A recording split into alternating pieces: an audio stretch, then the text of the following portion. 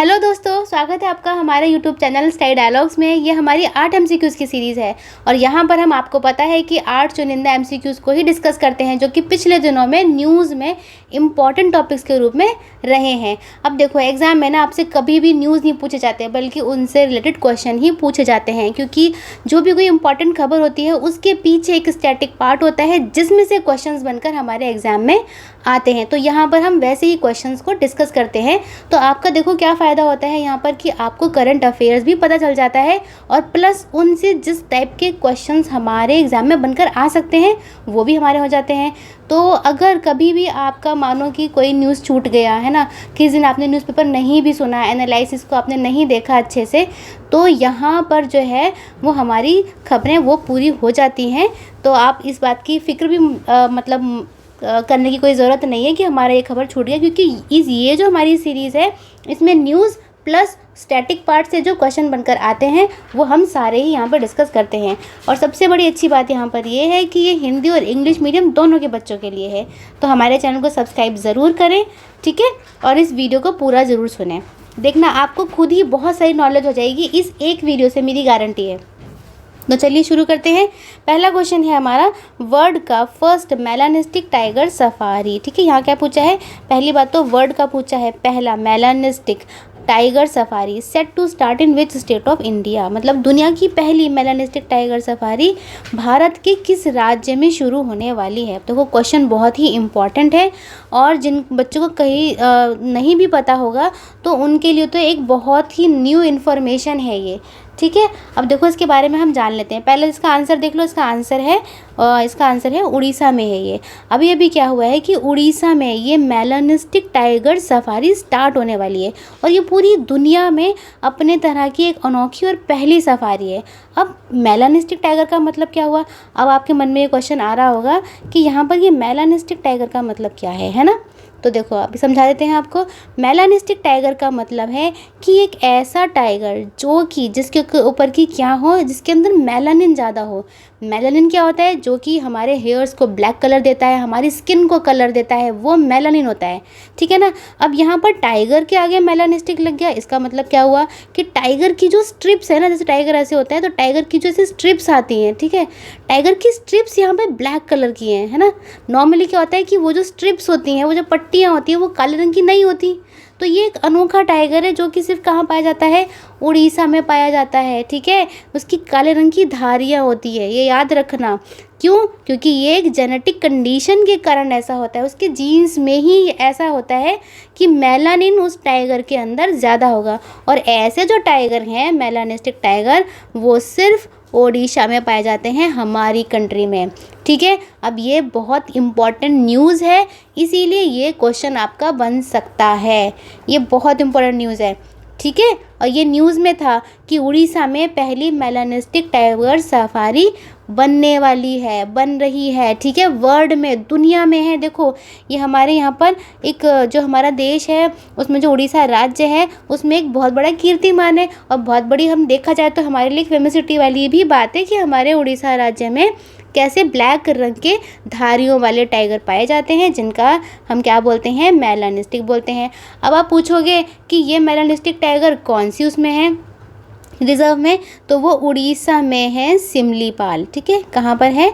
Similipal tiger reserve के पास है। ठीक है, कहाँ पर है? Similipal tiger reserve. ठीक है, तो ये आपका मैप का वाला क्वेश्चन हो गया नहीं हो गया कि सिमलीपाल टाइगर रिजर्व के पास ये सफारी शुरू होने वाली है। और कौन से टाइगर हैं? मेलानिस्टिक टाइगर हैं। और मेलानिज्म कौन सी कंडीशन है? ये एक जेनेटिक कंडीशन है, हमें पता है ना, हमने भी पढ़ लिया है। तो अब देखो ये एक अनोखा टाइगर है, इसीलिए अब यहाँ पर ये जो है मेलानिस्टिक टाइगर सफारी शुरू होने वाली है। तो ये एक ऐसे टाइगर्स के कंजर्वेशन के लिए भी एक बहुत ही बढ़िया हम स्टेप इसको मानेंगे। और हमारा जो देश है वो एक टूरिज़्म के लिए भी आगे इसमें स्टेप्स जो है वो आगे बढ़ते रहेंगे। तो मैं आशा करती हूँ आपको ये समझ में आ गया होगा और यह क्वेश्चन आपको बहुत अच्छा लगा होगा, क्योंकि ऐसे ही क्वेश्चंस एग्ज़ाम में पूछे जाते हैं। ठीक है, अब है अगला क्वेश्चन। देखो अगले क्वेश्चन से पहले हमारा जो चैनल है यहाँ पर हम लोग क्या करते हैं, जीएस की और पॉलिटी, इन दोनों की हमारी एमसीक्यू सीरीज़ चल रही हैं। जीएस के 8 क्वेश्चन जो मैं अभी आपको करा रही हूँ कि करंट अफेयर में से जो भी एमसीक्यूज आपके बनकर आएंगे और जो एग्ज़ाम में बनकर आ सकते हैं वही हम लोग यहाँ डिस्कस करते हैं, ठीक है। ऐसे ही पॉलिटी यानी कि राज व्यवस्था की यहाँ पर बात है। राज व्यवस्था एग्ज़ाम में बहुत पूछी जाती है और बच्चे जो होते हैं वो इसको छोड़ देते हैं, स्किप कर देते हैं, क्योंकि थोड़ी सी इसकी जो है ना समझना थोड़ा वैसा लगता है, मतलब कि इसको समझने में जो है जो थोड़ी हमें उनका प्रॉब्लम्स वगैरह फेस करनी पड़ती हैं, क्योंकि इतनी आसानी से ये समझ में आने वाली चीज़ नहीं होती है। तो लेकिन हमारे यहाँ पर एक चीज़ है कि हमारे यहाँ पर आपको फंडामेंटल्स क्लियर कराए जाते हैं, मतलब आपका जो बेसिक्स होता है ना वो बनाया जाता है, जिससे कि आपको एग्ज़ाम्स में आने वाली पॉलिटी जो है वो आराम से समझ में आ सके, उनसे रिलेटेड जो भी क्वेश्चन है वो आप अच्छे से अटैम्प्ट कर कर आएँ। ऐसे ही हमारी एनसीईआरटी की सीरीज़ है, यहाँ पर हमने 2 सीरीज़ चला रखी हैं। एक एनसीईआरटी डिटेल एनालिसिस है, इसमें हम आपको बुक के चैप्टर वाइज एनालिसिस देते हैं, फुल चैप्टर पढ़ाते हैं, अच्छे से समझाते हैं। एनसीईआरटी में हिंदी और इंग्लिश दोनों मीडियम के लिए है, और फिर इन चैप्टर्स का है ना से भी जो एमसीक्यूज़ बनते हैं, एक सीरीज़ हमारी वो है। तो यहाँ पे आपकी बुक भी कंप्लीट हो जाती है और उनसे जो एमसीक्यूज़ बनते हैं वो भी कंप्लीट हो जाते हैं, कि जैसे आपके एग्ज़ाम में आते हैं वो आप पहले से ही यहाँ पर अपनी प्रैक्टिस भी कर सकते हैं। फिर हमने एक ट्रिक्स की भी निकाल रखी है, यहाँ पे हम 5 एमसीक्यूज़ करवाते हैं। ये वही एमसीक्यूज़ है जो कि आपके एग्ज़ाम में आते हैं, ठीक है। और एक हमारी है करंट अफेयर्स मंथली की, यहाँ पूरे महीने की खबर होती हैं, एक तरह की एक मैगज़ीन है, इम्पॉर्टेंट खबरें हैं सारी की सारी जो कि एग्ज़ाम में आ सकती हैं, जो एग्ज़ाम के लिए इम्पॉर्टेंट है, रेलेवेंट है, वैसे ही हम यहाँ पर न्यूज़ को कवर करते हैं। और एक है मेंस टॉपिक्स जो बच्चे मेंस आंसर राइटिंग जो है वो करते हैं, उनके लिए मेंस टॉपिक्स जो इम्पॉर्टेंट वाले मेंस टॉपिक हैं जो कि एग्ज़ाम में बनकर आ सकते हैं, वही वाले टॉपिक्स हम लोग यहाँ पर डिस्कस करते हैं। और चैनल की कम्युनिटी में आप ज़रूर जाइए, वहाँ पे आपके लिए प्रैक्टिस के लिए क्वेश्चन हमेशा ही होता है। और ये सारा जितना भी हमारी वीडियोस हैं, चैनल है, वो हिंदी और इंग्लिश दोनों के ही बच्चों के लिए है, तो आपको कहीं और भटकने की कोई ज़रूरत नहीं है। इन सभी चीज़ों की हमारे यहाँ पर प्लेलिस्ट बनी हुई है, आपको ये ढूंढने में भी कोई प्रॉब्लम नहीं होगी, आसानी से सब प्लेलिस्ट में आपको अच्छे से मिल जाएगा, ठीक है। तो चलिए हमारे चैनल में ज़रूर विज़िट करिए और सब्सक्राइब भी ज़रूर करिए। चलिए अगला क्वेश्चन देख लेते हैं। अगला क्वेश्चन है, which of the following countries is the largest coconut producing country in the world. अब बताओ, आप खुद सोचकर बताओ कि कौन सी कंट्री हो सकती है। जापान है, जर्मनी है, इंडिया है या ताइवान है। चलो आपने अटेम्प्ट कर लिया, अब आंसर बताओ। चलो पहले मैं बता देती हूँ, इसका आंसर है इंडिया। क्या है? इंडिया है, ठीक है। इंडिया जो है, जो हमारा भारत है, वो लार्जेस्ट कोकोनट प्रोड्यूसिंग कंट्री है।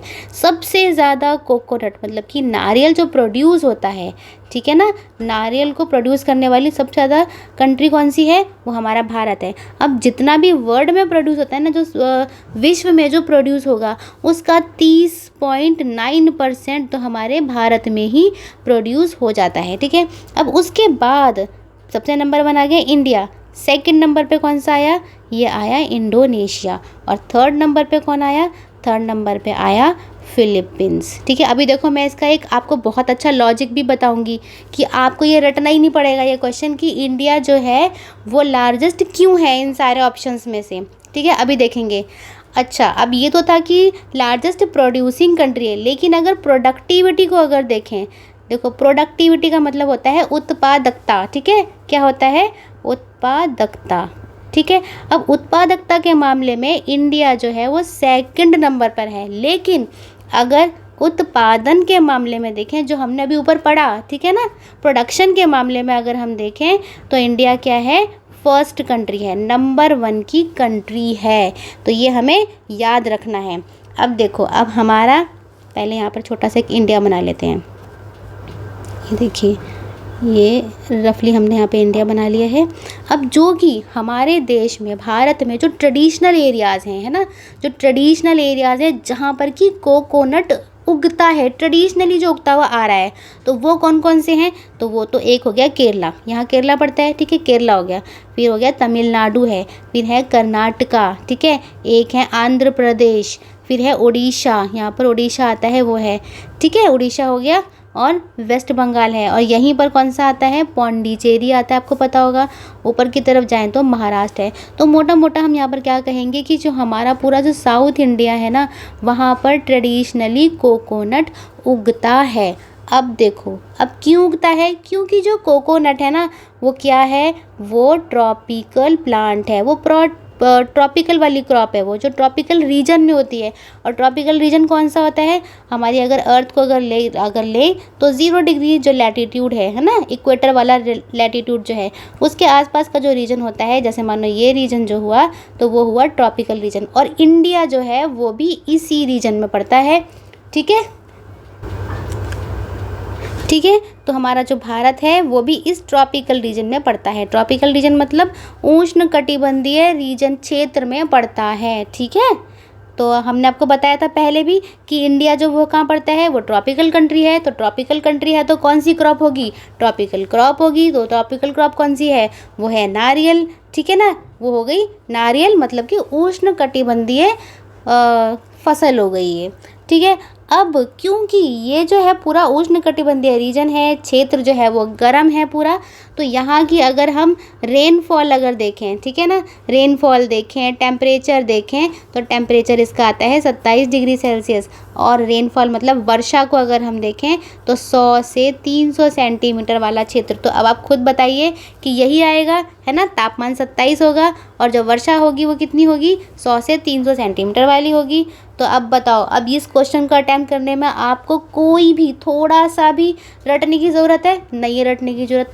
अब क्यों नहीं है रटने की ज़रूरत, क्यों, क्योंकि जो हमारी इंडिया है, अगर हम इंडिया को इस विषुवत वाली रेखा पर देखें, है ना, इक्वेटर पर अगर हम देखते हैं तो इंडिया पड़ता है यहाँ पर। ठीक है, ना तो जापान पड़ता, ना जर्मनी पड़ता, ना ताइवान पड़ता। ठीक है, कौन सी कंट्रीज़ पड़ती हैं, जिनको हमने देखा है कि इंडोनेशिया भी पड़ गया। ठीक है ना, चलो ताइवान तो पढ़ सकता है वैसे। ठीक है, ताइवान को छोड़ देते हैं, लेकिन फिर भी एक थोड़ा सा लॉजिक हम यहाँ पर जो है हम लगा सकते हैं। ठीक है, और इसी वाले रीजन में और कौन पड़ता है जो हमने फर्स्ट सेकंड देखा, इंडोनेशिया। ठीक है, सेकंड नंबर पे इंडोनेशिया हो गया और थर्ड नंबर पे फिलीपींस हो गया। तो थोड़ा सा अगर हम थोड़ा सा लॉजिक लगाए, है ना, जैसे बोलते हैं अकल प्लस नकल इज इक्वल टू सफल, तो हमने यहाँ पर अकल के साथ साथ क्या करा, थोड़ा रटने के साथ साथ हमने अपनी अकल भी लगा ली। चलो अगला क्वेश्चन देख लेते हैं। अगला क्वेश्चन है हमारा, which of the following countries is known as gateway to the strait of Hormuz. ठीक है, निम्नलिखित में से कौन सा देश, अब यहाँ पर देश पूछा है, कौन सा देश पूछा है, जो कि हॉर्मोज के जल संधि के प्रवेश द्वार के रूप में जाना जाता है। अब आपको पता होगा कि स्ट्रेट ऑफ हॉर्मोज कहाँ पर पड़ता है ना, स्ट्रेट ऑफ हॉर्मोज, तो उसका सही आंसर है ओमान।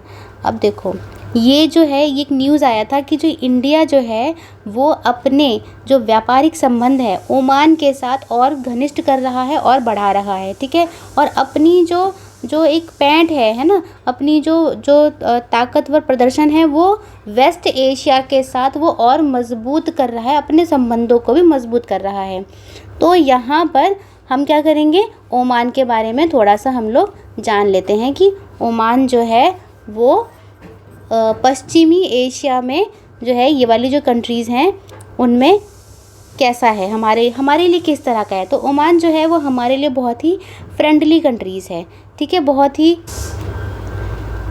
तो इसको हमने मैप में देख लेते हैं। ठीक है, अब ये है अफ्रीका, ये वाला क्या है, ये अफ्रीका है। अब अफ्रीका के अंदर, ठीक है ना, ये वाला जो पार्ट आता है, ये इधर की तरफ ओमान आता है, ये ओमान है, ये यमन है और यहाँ पर है यूएई। ठीक है ना, यहाँ पर क्या पड़ता है, यूएई पड़ता है। अब ओमान की ही यहाँ पर एक टिप है, वो टिप हो गई और यहाँ पर आ गया ईरान। कौन सी कंट्री आ गई, ईरान आ गई। अब इन दोनों कंट्रीज़ के बीच में यहाँ पर ये, ठीक है ना, ये जो एरिया है, ये जो इसको हम क्या कहेंगे, यहाँ पे एक पानी का छोटा सा रास्ता है। ठीक है ना, तो यहाँ पर आता है स्ट्रेट ऑफ हॉर्मोज। ठीक है, क्या बोलते हैं इसको, स्ट्रेट ऑफ हॉर्मोज, मतलब कि हॉर्मोज की जल संधि बोलते हैं, स्ट्रेट ऑफ हॉर्मोज। ठीक है, तो यहाँ पर हमने देखा ये ओमान है, ये यमन है और ये क्या है, ये है हमारा यूएई और ये है हमारा इंडिया। ठीक है, तो ये हमने लोकेशन यहाँ पर हमने देख ली है। तो अब कौन हो गया गेटवे, गेटवे मतलब है कि यहाँ से जब हम जाएंगे, यहाँ से किधर से, अगर हम अरेबियन ओशियन में से, अरब सागर में से यूँ जाते हैं तो सबसे पहला द्वार किसका पड़ता है, तो ओमान की ही है, वो ओमान का ही माना जाता है, ओमान के ही उसमें आता है। तो अब ये स्ट्रेट ऑफ हॉर्मोज जो है किसका प्रवेश द्वार माना जाता है, ये है ओमान के नाम से, ठीक है, क्योंकि ये जो यहाँ पे टिप जो पड़ता है वो ओमान कंट्री का ही है। तो ये बहुत ज़्यादा इम्पॉर्टेंट है, तो इसको अपनी कॉपी पे आप लोग ज़रूर नोट कर लीजिए, ठीक है। और यहीं से बहुत सारा ऑयल वगैरह इंपोर्ट होता है, ठीक है ना, बहुत सारे क्या होते हैं यहाँ से व्यापार होते हैं, है ना, बहुत सारे जहाज़ वगैरह शिप्स वगैरह हैं, इसी यहाँ से आते हैं। ये रीजन कौन सा हो गया, ये रीजन हो गया गल्फ़ रीजन हो गया, ठीक है, अरब की खाड़ी हो गई, कौन सा हो गया, ये गल्फ़ रीजन हो गया। तो ये खबर थी, तो इसीलिए हमने आपको यहाँ पर बता दी। अब देखो इसमें एक चीज़ इम्पॉर्टेंट है कि जो इंडिया जो है, जो हमारा भारत है, वो ओमान के लिए, किसके लिए, ये ओमान के लिए सेकंड लार्जेस्ट मार्केट है, ठीक है। कौन सी है, सेकंड लार्जेस्ट मार्केट, मतलब ओमान वाले जो हैं वो इंडिया को क्या मानते हैं, सेकंड लार्जेस्ट मार्केट मानते हैं। ये ओमान की तरफ से है, ये याद रखना, ठीक है। और नंबर वन पे उनके लिए कौन है, नंबर 1 पे उनके लिए है चाइना। तो पहले चाइना आता है और फिर आता है इंडिया आता है, ठीक है। चलो अब अगला क्वेश्चन देख लेते हैं। अगला क्वेश्चन है हमारा मिलिट्री एक्सरसाइज अल नाजा। कौन सी एक्सरसाइज है, अल नाजा, ईस्टर्न ब्रिज और नसीम अल बहर, ठीक है ना। अल नाजा, ईस्टर्न ब्रिज और नसीम अल बहर जो है ये मिलिट्री एक्सरसाइजेज हैं। ये इंडिया और किस देश के बीच में होती हैं, कौन से सैन्य अभ्यास हैं, सैन्य अभ्यासों की बात करी जाइए। अल नाजा की, ईस्टर्न ब्रिज की और नसीम अल बहर, ये सैन्य अभ्यास हैं। ये भारत और किस देश के बीच में आयोजित किए जाते हैं, किस देश के बीच में होते हैं, तो ये भी इंडिया और ओमान के ही बीच में होते हैं, क्योंकि न्यूज़ जो थी वो ओमान की ही थी। तो ऐसे ही क्वेश्चंस बन सकते हैं जो कि हम आपके लिए बनाकर लाए हैं। अब देखो अल नाजा जो है वो है आर्मी की एक्सरसाइज, किसकी है, आर्मी की एक्सरसाइज है इंडिया और ओमान के बीच में। अब देखो अगर हम फिर से यहाँ पे छोटा सा रफली ड्रॉ कर लें, यहाँ से ये हो गया हमारा इंडिया और यहाँ पर हमने माना ये है हमारा ओमान को हमने ड्रॉ कर लिया। अब यहाँ पर इंडिया और ओमान के बीच में क्या होगी, अल नाजा तो आर्मी की होगी, याद रखना। अल नाजा मतलब नाजा, तो जब जाते हैं चलते हैं तो आर्मी होगी। अब ऐसा इसको याद कर सकते हो। अब नेक्स्ट है ईस्टर्न ब्रिज नाम की। ईस्टर्न ब्रिज का मतलब क्या हो गया, ऊपर की तरफ एक ब्रिज बन गया। ब्रिज कहाँ बना, हवा में बना।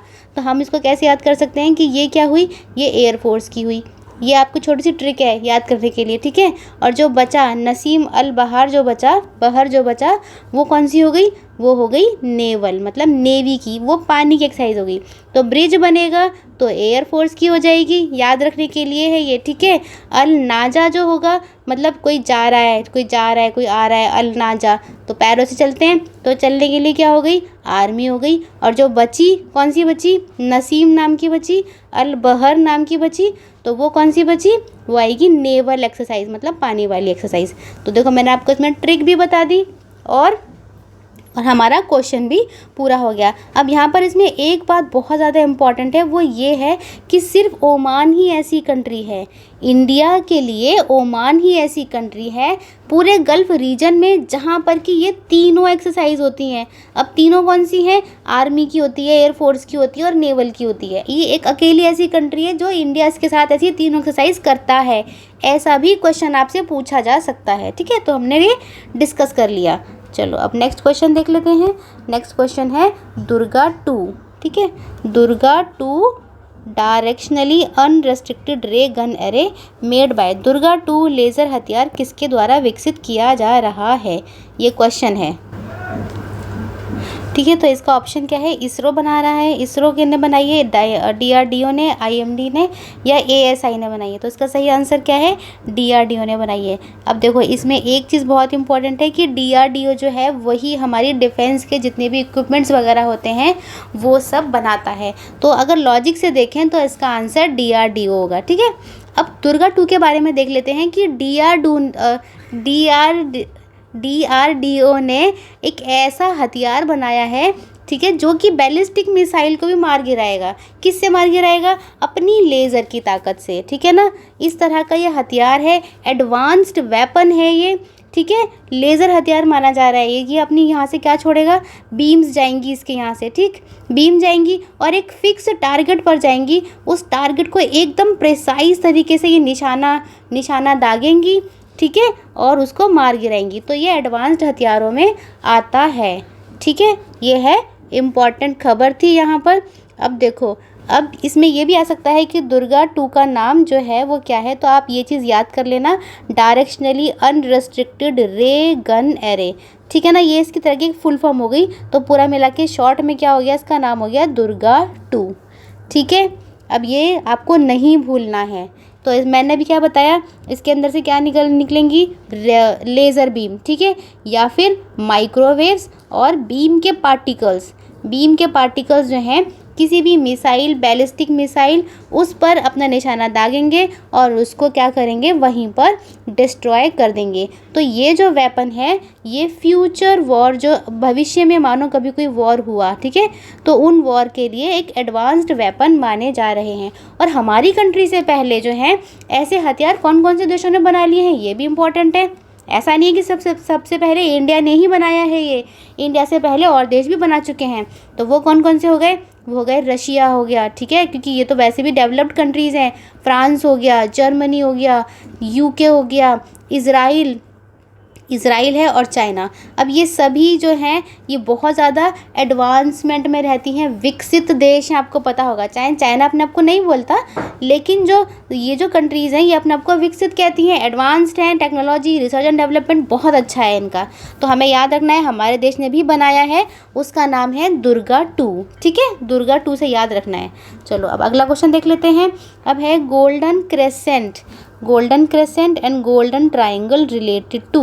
गोल्डन क्रेसेंट गोल्डन ट्राइंगल का संबंध जो है वो किससे है, क्या गोल्ड की स्मगलिंग से है, सोने की तस्करी से है, या ड्रग ट्रैफिकिंग, नशीले पदार्थों की तस्करी से है, या ट्रेड रूट, या फिर ये कोई व्यापारिक मार्ग है, या फिर इलीगल माइग्रेंट रूट है, अवैध प्रवासी मार्ग है। तो इसका सही आंसर क्या है कि ये है ड्रग ट्रैफिकिंग, ठीक है। अब ये भी एक क्या थी, एक न्यूज़ आई थी, उसमें क्या बताया था कि गुजरात के कोस्ट पर, ठीक है, गुजरात के कोस्ट पर 14 पाकिस्तानियों को पकड़ा गया है, ये याद रखना, ठीक है। गुजरात का जो तट है वहाँ पर, ठीक है, 14 पाकिस्तानियों को पकड़ा गया है। और किसने पकड़ा है, वो पकड़ा है हमारे यहाँ की एंटी टेररिस्ट स्क्वाड ने। किसने, एंटी टेररिस्ट स्क्वाड ने पकड़ा है और नारकोटिक्स कंट्रोल ब्यूरो ने पकड़ा है, ठीक है। इनको क्या पकड़ा है कि इनके पास से क्या निकली हैं, ऐसी इलीगल ड्रग्स निकली हैं, ठीक है। तो अब हमें ये जानना बहुत ज़रूरी है कि गोल्डन क्रेसेंट और ये गोल्डन ट्रायंगल क्या होते हैं। अब देखो, अब अगर इनकी तस्करी होती है तो ये हमारे सोसाइटी के लिए, समाज के लिए क्या है, एक बहुत बड़ी समस्या हो जाती है। क्यों हो जाती है, क्योंकि हमारा जो इंडिया है, हमारा जो भारत है, वो एक यंग कंट्री है। और यंग कंट्री का मतलब क्या हुआ कि यहाँ पर युवा लोग ज़्यादा हैं, और युवा लोग जो क्या होते हैं वो ऐसी ही गलत आदतों में ज़्यादा पढ़ने के लिए, मतलब इनमें ढलने के लिए ज़्यादा प्रोन होते हैं कि आसानी से इनको बहकाया जा सकता है, ठीक है, ठीक है, इनको आसानी से बहकाया जा सकता है। तो अब ये जो है हमारे लिए बहुत ज़्यादा इम्पॉर्टेंट हो जाती है। अब जो हमारा भारत है, अगर हम लें, देखो पहले तो भारत बना लेते हैं, यहाँ पे ये छोटा सा हमने बना लिया, अपना भारत बना लिया, सिर्फ रफ वर्क हमने यहाँ पे बना लिया।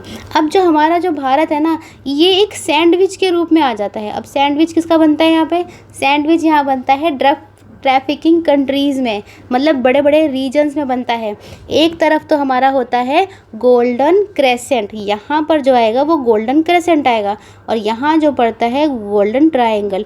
अब गोल्डन क्रेसेंट में कौन सी कंट्रीज़ हैं, तो गोल्डन क्रेसेंट में कंट्रीज़ हैं ईरान, एक तो आती है ईरान आती है, ठीक है, एक जो बिल्कुल पाकिस्तान जो हमारा पड़ोसी देश है, ठीक है ना, और एक आती है अफ़गानिस्तान। तो ये हो गया एक तरह का, इन कंट्रीज़ का ऐसी शेप बनाएंगे तो ऐसे चंदा आधा चांद सा बन जाता है। तो इसीलिए हम इसे क्या बोलते हैं, गोल्डन क्रेसेंट हमने इसको बोला, क्या बोला, गोल्डन क्रेसेंट। अब यहाँ की तरफ देख लो कि गोल्डन ट्रायंगल में कौन कौन सी हैं, तो गोल्डन ट्रायंगल में आती है बर्मा आ जाती है, नीचे आ जाती है थाईलैंड, ठीक है, क्या आ जाती है, थाईलैंड आ जाती है, और एक क्या आ जाता है, एक आ जाता है लाओस। तो ये एक तरह का ऐसे यहाँ पे ट्रायंगल बन जाता है, ठीक है। एक नाम और है, वो है वियतनाम। ठीक है, तो ये कंट्रीज़ मिला करके गोल्डन ट्रायंगल बनाती हैं। और क्रेसेंट कौन कौन सी बनाती हैं? वो बनाती हैं ईरान बनाती है, पाकिस्तान बनाती है और अफ़गानिस्तान बनाती है। तो अब यहाँ से भी ड्रग ट्रैफिकिंग का खतरा बहुत इंडिया वालों को रहता है, इंडिया के यूथ को, और यहाँ से भी रहता है, जो मैंने आपको बताया। तो यहाँ से क्या हुआ? नशीले पदार्थों की तस्करी होती है। ठीक, तो हमारा जो इंडिया है वो क्या है? वो एक युवा देश है, युवा भारत का देश है। तो इसीलिए यहाँ पर इस क्वेश्चन को हमें जानना कि क्रेसेंट क्या है, गोल्डन ट्रायंगल क्या है, ये हमें जानना ज़रूरी हो जाता है। अगला क्वेश्चन देख लेते हैं। अगला क्वेश्चन है इकोवेरिन दोस्ती, एकता और ऑपरेशन शील्ड, ये जॉइंट मिलिट्री एक्सरसाइजेज हैं। ये किससे रिलेटेड हैं? श्रीलंका से, मालदीव से, म्यांमार से या फिर चाइना से? तो इसका सही आंसर है ये मालदीव से रिलेटेड हैं। ये सारी एक्सरसाइज जो कि हम करते हैं, इकोवेरिन दोस्ती और एकता और ऑपरेशन शील्ड। ठीक है, तो ये चारों की चारों एक्सरसाइज जो है, इकोवेरिन दोस्ती, एकता और ऑपरेशन शील्ड, किससे हैं? ये मालदीव से रिलेटेड हैं। अब मालदीव जो है वो भी न्यूज़ में बहुत दिनों से बना हुआ है। ठीक है, पहले तो इनके नए वो बने हैं, प्रधानमंत्री बने हैं। उसके बाद एक मोदी जी ने लक्षद्वीप में गए थे तो भी एक इशू हो गया था। तो ये देखो, ये भी न्यूज़ में जो है ये टॉपिक छाया ही हुआ है, इसलिए ये हमें जानना ज़रूरी है। ये हमें जानना ज़रूरी है कि ये सारी एक्सरसाइज जो हैं हम किस देश के साथ करते हैं? तो ये करते हैं मालदीव के साथ। इसको अपनी कॉपी में नोट कर लीजिए। एक साथ ये ऐसे क्वेश्चंस आपको कहीं नहीं मिलेंगे। ठीक है, और ऐसे ही अच्छे क्वेश्चंस हम लोग अपनी कम्युनिटी में भी डालते हैं, आप वहाँ जाके प्रैक्टिस ज़रूर कीजिए। चलिए अब अगला क्वेश्चन देख लेते हैं। अगला क्वेश्चन है, which of the following are not member of G7 group? निम्नलिखित में से कौन से देश G7 ग्रुप का सदस्य नहीं है? यहाँ पर क्या पूछा है? नहीं है पूछा है, ये हमें याद रखना है। क्या पूछा है? नहीं है। तो क्या इंडिया है या यूके है, जापान है, कनाडा है? तो बताओ आंसर क्या आएगा? तो आंसर क्या आएगा? इसका आंसर आएगा इंडिया नहीं है। ये नहीं है, इंडिया जो है नहीं है। तो इंडिया नहीं है तो क्या हुआ? आंसर हमारा यही हुआ, क्योंकि ये वाले कंट्रीज़ तो हैं। ठीक है, अब देख लेते हैं कि कौन कौन से। पहले तो ये बताते हैं कि ये जो हमने क्वेश्चन क्यों लिया, क्योंकि ये G7 मीटिंग जो है अभी खबरों में थी। अब देखो क्यों है खबरों में। अभी क्या हुआ है कि हमारे जो मोदी जी है ना, मोदी जी को इन्विटेशन आया है। कहाँ से आया है? वो आया है इटली की प्राइम मिनिस्टर जॉर्जिया मेलोनी ने दिया है। किसने दिया है? इटली की प्राइम मिनिस्टर। ठीक है, इटली की प्राइम मिनिस्टर कौन है? देखो इनके नाम भी आपको याद कर लेना है, क्योंकि ऐसे पूछ लेते हैं। तो जॉर्जिया मेलोनी नाम है। ठीक है, जॉर्जिया मेलोनी ने इटली की प्राइम मिनिस्टर हैं। तो इन्होंने मोदी जी को इनविटेशन दिया है कि आप हमारे यहाँ G7 में ज़रूर आइए। ठीक है, तो अब देखो यहाँ इस खबर से हमें क्या पता चल गया कि जो G7 वो समिट है वो कहाँ हो रही है? वो इटली में हो रही है, तभी तो उन्होंने बुलाया है। इटली में कहाँ हो रही है? इटली में हो रही है पुगलिया में। ये हमें याद रखना है। और कौन से मंथ में हो रही है? ये हो रही है जून के मंथ में हो रही है। जून में 13 से 15 तारीख के बीच में ये हो रही है। अब देख लेते हैं कौन कौन सी कंट्रीज़ इसमें आती हैं। तो कंट्रीज़ के लिए पहले क्या करते हैं, हम छोटा सा यहाँ पे मैप बना लेते हैं, रफली मैप बना लेते हैं। ठीक है, अब देखो ये जो यहाँ पर जो कंट्रीज़ आएंगी वो कौन कौन सी आएंगी कंट्रीज़? देखो यहाँ पर एक तो यूके आता है। ठीक है, इसको कलर चेंज कर लेते हैं। यूके आता है, ठीक, और यहाँ पर आता है फ्रांस, फिर एक आता है जर्मनी, फिर यहाँ पर आता है, ये गलत जगह बन गया, एक मिनट, हाँ यहाँ पर आएगा फ्रांस, फिर आएगा जर्मनी, फिर यहाँ पर आएगा इटली। ठीक है, यहाँ से आएगा कनाडा, यहाँ से आएगा यूएसए, और ये आएगा यहाँ पर आएगा कौन सा? जापान आएगा। ठीक है, तो ये हैं 7 कंट्रीज़ हैं, ये G7 में हैं। सारी की सारी डेवलप्ड कंट्रीज़ हैं, डेवलपिंग कंट्रीज़ में नहीं हैं। और इंडिया जो है वो डेवलपिंग कंट्री है, तो इसलिए इंडिया इसमें नहीं है। ठीक है, बहुत ईजी तरीके से मैंने आपको समझा दिया है कि G7 कंट्रीज़ का क्वेश्चन क्यों आ सकता है, क्योंकि ये मीटिंग अभी होने वाली है। कहाँ होने वाली है? इटली में होने वाली है, इटली के पुगलिया में होने वाली है। पुगलिया से पगलिया याद कर लेना, इस तरह से इजीली हम उसे याद कर सकते हैं। ठीक है ना, याद करने के तो हज़ारों तरीके होते हैं, ये तो हम खुद ही अपने इनोवेशन से या ऐसी जो है अलग अलग सेंटेंस बना के हम खुद भी ऐसी तो याद करते हैं। तो आप भी थोड़ा सा अपना दिमाग लगा कर उसको याद करो। ठीक है, ये तो मैंने आपके लिए इजी कर ही दिया है। तो ये थे हमारे 8 क्वेश्चन। तो आप हमें बताइए कि आपको क्वेश्चन कैसे लगे। कोई डाउट है तो हमें पूछ सकते हैं कमेंट करके। हमारी वीडियो को शेयर ज़रूर करें। बहुत बच्चे जो हैं शेयर नहीं करते, एक भी बच्चा शेयर नहीं करता हमारी वीडियो को। तो प्लीज़ आप वीडियो को शेयर ज़रूर करें, अपने दोस्तों को ज़रूर बताएं और लाइक भी करें। अब लाइक करने में इतनी कंजूसी क्यों करते हो? हम इतनी मेहनत से बनाते हैं, बताओ ज़रा आप लोगों के लिए। और सब्सक्राइब भी ज़रूर करो, अपने दोस्तों से भी सब्सक्राइब कराओ। चलो मिलते हैं अगली वीडियो में। Happy learning.